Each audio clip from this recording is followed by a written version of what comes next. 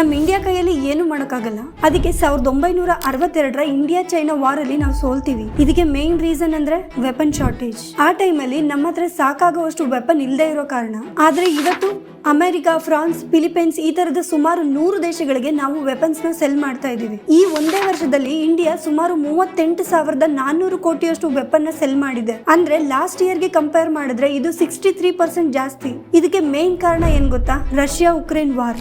ಎಲ್ಲಾರ್ಗೂ weapon supply ಮಾಡೋ ರಷ್ಯಾನೇ ಯುದ್ಧಕ್ಕೆ ಹೋದಾಗ ಇಡೀ ಜಗತ್ತಿಗೆನೆ ವೆಪನ್ ಸಪ್ಲೈ ಸ್ಟಾಪ್ ಆಗೋಗುತ್ತೆ.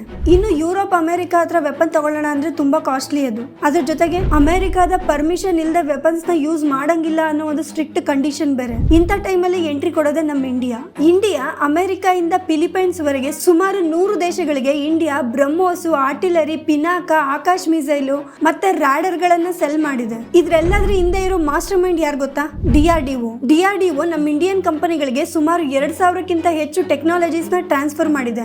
ಒಂದ್ ಟೈಮಲ್ಲಿ ವೆಪನ್ಸ್ ಇಲ್ದೇನೆ ಯುದ್ಧ ಸೋತಿದ್ದಂತ ನಾವುಗಳು ಇವತ್ತು ಇಡೀ ಜಗತ್ತಿಗೆನೆ ವೆಪನ್ಸ್ ನ ಸಪ್ಲೈ ಮಾಡ್ತಿದೀವಿ. ಇದ್ರ ಬಗ್ಗೆ ನಿಮ್ಗೇನ್ ಅನ್ಸುತ್ತೆ?